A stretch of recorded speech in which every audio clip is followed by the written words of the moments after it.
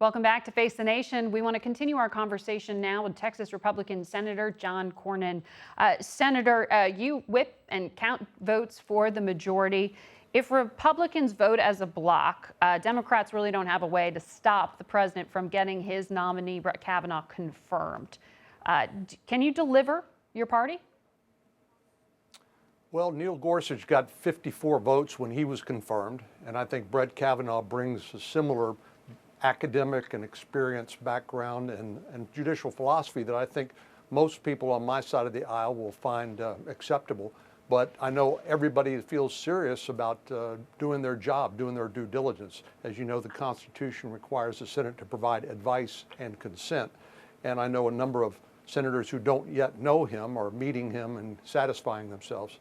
But I think we saw 3 Democrats vote with all the Republicans for Neil Gorsuch, and I think we'll see something in that range for Brett Kavanaugh. Three Democrats you're putting money on. Well, I think it'd be hard to explain why did you vote to confirm Gorsuch and you vote against Kavanaugh. I'd be interested in what the distinction would be in their mind that would cause a different outcome. But we'll find out. Democrats, one of the questions they have for Judge Kavanaugh when he goes before the committee is whether he would recuse himself, his thoughts on recusal, particularly if the Mueller probe ever were to reach the high court. How are you telling him to navigate these questions? Well, Brett Kavanaugh is an experienced judge. He's been on the D.C. Circuit Court for 12 years, and he is one of the finest lawyers our nation has to offer. So I have confidence he would make that decision appropriately if it were ever presented. But to me, this is an indication of how much our friends across the aisle are stretching the hypothetical that if a case ever got in front of the Supreme Court and he were there, would he recuse? I'm confident he will follow the ethical guidance of the rules of judicial conduct and would handle that appropriately. But I think it's really a sign of desperation. Well, we will be watching those hearings, sir. Thank you very much for your time. Thank you. We turn now to Victoria Nuland, former Assistant Secretary of State for European and Eurasian Affairs. She is now at the Center for New American Security. And Tom Donilon served as National Security Advisor to President Obama. They're both here with us now. There's so much to unpack from what we heard from President Trump in his interview with my colleague, Jeff Glor. The very first question, first idea of a foe of the United States, the European Union, is what he said. What does rhetoric like that do? Margaret, I think it's very dangerous, whether it's the rhetoric against the European Union or the rhetoric against NATO. The president has spent more time in the last week attacking our democratic family than preparing for the real foes, President Putin, who he identified in his own national security strategy as a main threat to the United States. And so we're essentially beating the family on the front lawn of the House and letting our adversary enjoy that over the fence. So it's quite worrying. Tom, what do you make of this? Because some would just say this is sound and fury signifying nothing. This is Trump being Trump. And the policy is, as Ambassador Bolton would say, very clear and hardline against Russia. Well, it may be clear to his advisors, and I think there is a significant split, frankly, between the president and his advisors on the approach to Russia. No president has ever conducted himself, I think, Toria, in the way that President Trump has in Europe over the last week, with this relentless attack on allies, this embrace of Putin, really undermining the United States with the publics of Europe as well. The European Union, NATO, these have been foundational partners for the United States for the last half century or more. And the attacks on them are really corrosive, I think, and really undermine the sense of reliability that I think Europeans have in the United States. I think the appropriate thing would have been at NATO and in Europe would have been to develop a unified approach to Russia and point to the positive things that we have in NATO. Obviously, that Toria was ambassador in NATO, right. The positive things that have been done, but to have a unified approach to NATO. Instead, essentially what's going on here, I fear, is really advancing Russian strategic goals, which have been for 70 years to divide Europe from the United States, undermine the Western democracies, and essentially, whether purposefully or by accident, the president's kind of fallen into advancing those goals. Ambassador Newland, I should have pointed out you were the ambassador to NATO, of course. You were in the Obama administration at the time of the hacking. You've served Republicans, you've served Democrats as a career diplomat. But you were there when these GRU military officers attacked our democracy. And at the time, you came up with a list of ways to punish Russia. Do you think that Russia and Putin have paid a price for what they did to the U.S.? I don't think the price has been anywhere near sufficient, but what I worry about more than going backwards to 2016 is whether we are prepared for what they're going to do in 2018, 2020. The president spent quite a bit of time talking about President Obama's watch. President Obama did conduct a full investigation and hand that to President Trump.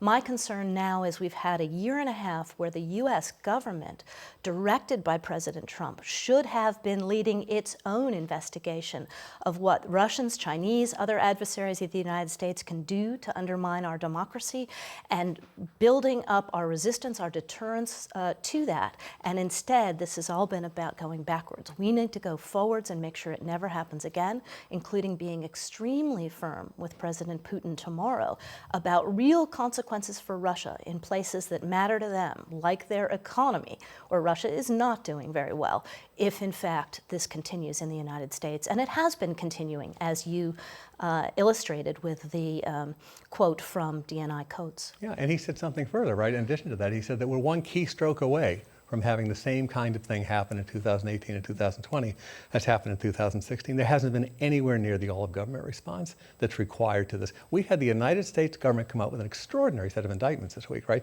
Where the United States said it was prepared to prove beyond a reasonable doubt with public evidence to a jury that President Putin is lying about his denials with respect to the election interference, and that we have absolute proof of this. And yet the response from the White House is a political response, as opposed, as Tori is pointing out, I think exactly correctly, as opposed to an all-of-government response about what this government and this nation is going to do to defend itself. The president saying in tweets again in the past 24 hours, look, this happened on President Obama's watch and he didn't do enough, blame him. What is your response? I know you weren't in the administration at the time of the hacking, but do you agree with Toria? The price hasn't been sufficient. The president, he's the president of the United States today. He's pitting himself against a unified view of the intelligence and law enforcement services in the United States. And his own cabinet. His own cabinet, exactly right, Toria. And you know, the question is, what is the United States going to do today to respond and to protect the nation? That's where this needs to be, not that's kind of political, political issues or blaming. It's what is the United States going to do today? Now, President Obama did a number of things, including putting sanctions and other things on Russia. I would have to say, though, that there's been kind of an averting of the eyes, kind of turning away from the conduct of the Russians by President Trump. I don't think, at least by public reports, Margaret, there's been a single cabinet meeting on this problem. I don't think there's been a single National Security Council meeting on this thing. The last thing, one thing I wanted to say, and it's, I know, Tori, you agree with me because you were alluding to it, it's not just the interference. The list of things, which is why this meeting shouldn't happen tomorrow, the list of things, Margaret, Crimea, Ukraine, the shoot down of MH17 killing 298 people, the use of nerve agents in the United Kingdom, aiding and abetting war crimes in Syria, the list of actively hostile actions by the Russians since Putin's return to office is extreme, and we haven't had any response from the president on this. This is really his responsibility now. But that's exactly why the meeting should happen. So the president can take Putin on all of these issues and make clear that if they don't come back into civilized behavior with the international community, that there will be more consequences, economic sanctions, more freezing out. And instead, this is now set up to be a love fest. Yeah, the meetings that we're going to have to leave it there, but we'll all tune in for that joint press conference to hear about what was discussed in this meeting. We're going to be right back to talk more about the politics of the Democratic Party.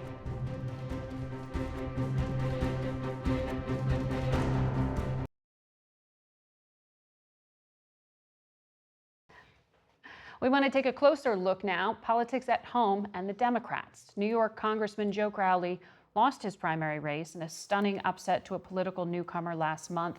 He is here with us today to talk about it. Congressman, it's good to have you on the show. Thank you, Margaret. Great to be with you. You were the first House Democrat to lose a primary in 2018. It can't be good to hear that. But can you say, do you think your district was an anomaly, or is there a bigger message to Democrats? I think there are a number of factors that went into this loss. And first and foremost, let me say it's been a great honor, one of the greatest honors of my life, to serve the people of the 14th Congressional District. And this is on me. This loss is on me. I had wonderful volunteers, hundreds of them, and a great campaign effort. And just sometimes you come up short. I do think, and I want to congratulate Alexandria Ocasio-Cortez on this effective win. Her campaign was a very effective campaign, and she deserves this win. But I think there were a number of factors. I think the Year of the Woman, I think that's a fact that's played into this, and I like that for November. I think that's really good for us as a party. I think the timing of the primary itself, not being the normal September back into June, and really was an isolated primary in many respects. But as I said before, I don't want to take anything away from her win. This was a big win for her and for the future of our country as well. And you know, the loss, I have to take the responsibility for that. I did not do as I preach. You know, I talk about all politics being local. I didn't remind folks of my accomplishments. I didn't talk about what I had done to help people in my district, how I helped provide the votes to overturn gay marriage and to have gay marriage in New York State. That we went from 2 to 5 in the Senate in New York State to 7 to 0. That was something that I worked with Governor Cuomo on making happen. I didn't talk about helping people in my district and reminding people where I stood. I just took that for granted, I think. You talk about some of the bigger sort of themes or takeaways from this, but just about 12% of registered Democrats turned out to vote in this primary. That's pretty low. I think so are we overreading it? Well, I think it goes back to, again, the timing of the primary itself. I think some people may have taken for granted that I've been around for a while and, you know, decided they'll get me in November, so to speak. But, you know, I don't think we can really go back and relitigate that aspect of it. We all play by the same rules, and Ms. Ocasio-Cortez and I played by the same rules. I do think that the turnout was low. I think it's more reflective, again, of some of the arcane nature of New York State election law itself that may be contributing to this factor. The winner here, Alexandria Ocasio-Cortez, as you said, 28 years old, political newcomer here. She's accused the Democratic Party writ large of not taking the interest of people of color seriously, not paying much attention to working class communities. Do you think there's fair criticism in that? I think it's always open to criticism in terms of policy. I think what we need to really steer away from is character assassination. And I think it's what we really need to do is take that energy that's been focused in terms of internal bouts and focus that on the Republicans and win seats that Republicans hold today if we really want to make a difference. I think the Democratic caucus is a Big Tent party. It's reflective. Just look at our party. Take a picture of the people who represent the Democrats in the House and Republicans in the House. It's night and day, literally, in terms of the number of minorities that are represented within the Democratic caucus. It's there. And so I do think we need to focus now on winning seats in November and ensuring that Democrats are in control for the sake of our country, quite frankly. I think the greatest threat to us is this president in the White House. If Democrats do take control, should Nancy Pelosi stay as leader? I think that when history looks back on Nancy Pelosi, they will look at one of the smartest and hardest working speakers and leaders in the history of our country. Your loss made some Democrats question. Well, look, you know, I do think that that'll be up to the new Congress to decide who the next leader or speaker, I hope, will be. If we win the House back, Nancy will have a very strong case for holding on to the speakership. If not, there may be other issues that come to the fore at that point. But it's up to the next Democratic caucus to decide that fate. Congressman, it's good to have you on the show. Thank you. Can I just say one thing? I love this country. I love it so much, and I'm so proud to have represented my constituents, but I am very, very worried about the direction of this country. And I have a lot to be grateful for. It's given me a tremendous experience in life, but we need to win back the House to bring, to recognize this country once again. And I can imagine you'll be working on that as we go towards the races in November. We'll be back in just a moment with our panel.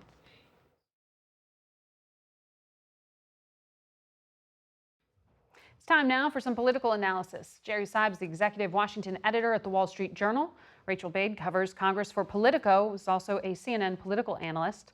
Ben Domenech is the founder and publisher of The Federalist, and David Nakamura covers the White House for The Washington Post. Rachel, I want to start with you because when we were speaking with Congressman Gowdy, he mentioned some of your reporting at Politico. I asked him about whether he'd sign on to impeach Deputy Attorney General Rod Rosenstein. He said, for what? really telling answer right there. And I think it really highlights this quiet divide we're seeing going on right now between Republicans on the Hill, between Republicans like Gowdy, who want the Russia investigation to continue. Yes, they're concerned about some bias with a couple of FBI agents, but overall, they want to hold Russia accountable for election interference.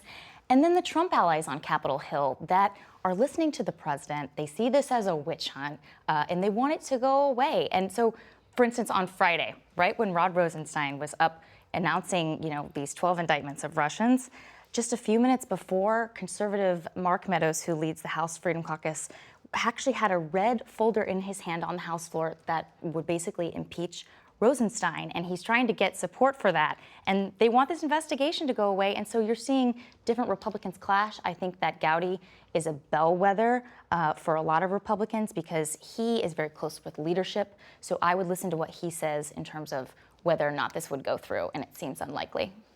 Ben, I'm going to pigeonhole you as representative of all Republicans here in some way. I'm not even a Republican. I know. But no, in your Yeah. work and your research. But Sure. picking up on what Rachel's saying, this divide from within, Well, and the efforts to muddy the water. I do think that there is a divide. I think the divide that Rachel is talking about is accurate. Part of the issue here is kind of the change that's happened in the nature of these indictments.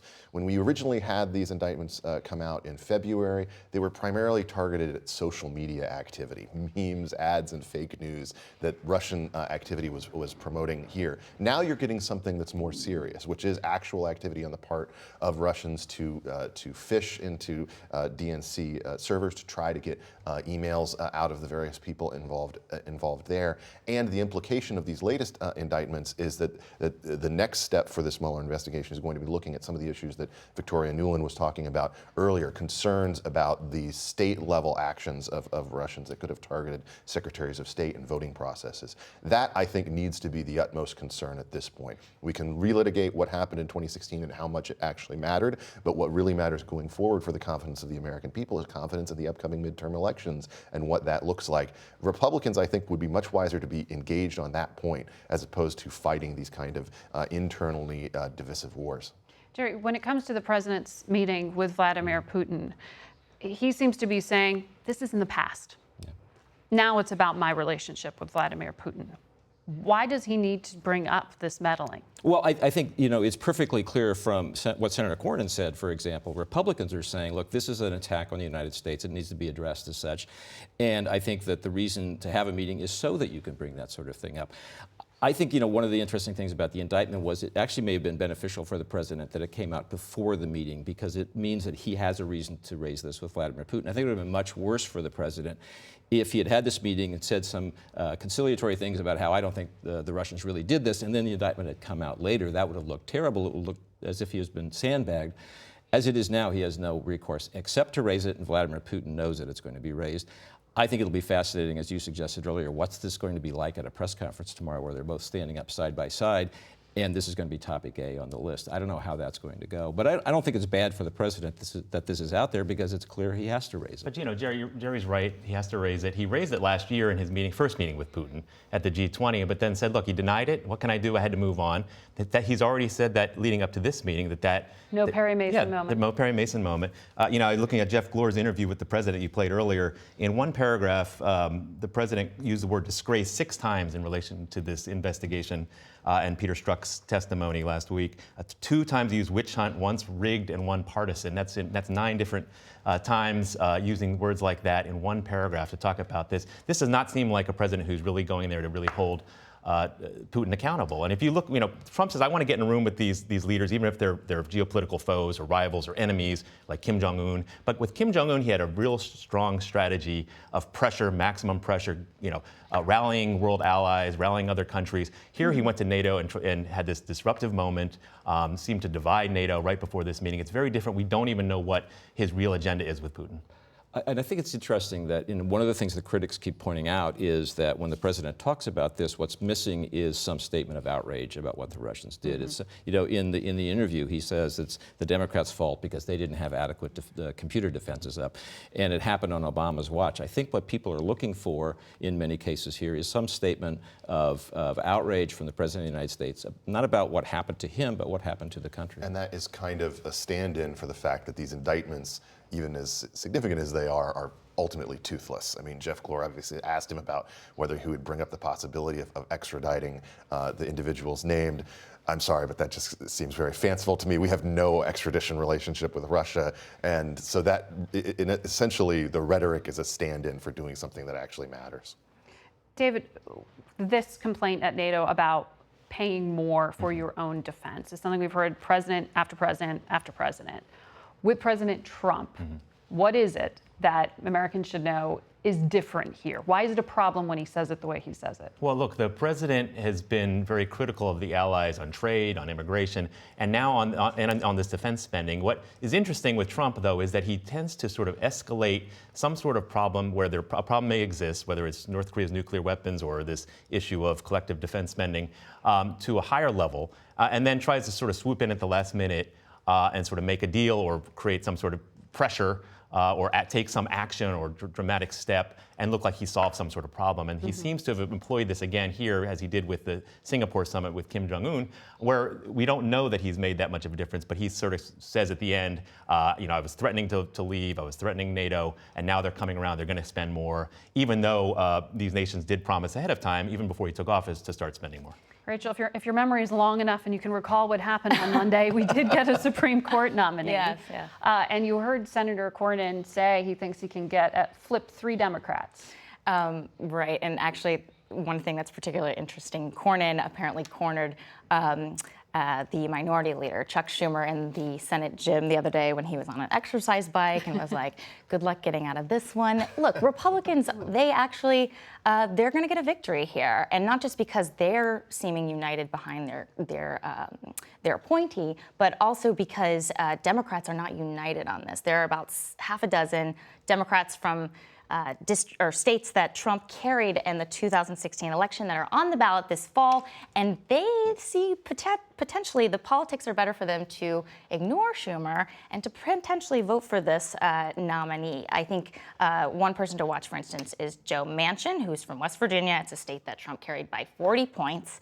And earlier this week, one of my colleagues caught up with him in the hall and said to him, can Schumer twist your arm to get you to vote against this nominee? And he said, quote, I'll be 71 years old in August. You're going to whip me, being Schumer, kiss my you-know-what. So it's going to be an issue for Schumer. Well, plus, I mean, Democrats may be better off letting these people vote and win the next election. Well, we're going to have to leave it there, unfortunately, because we're out of time. We're not out of news, but we'll be right back.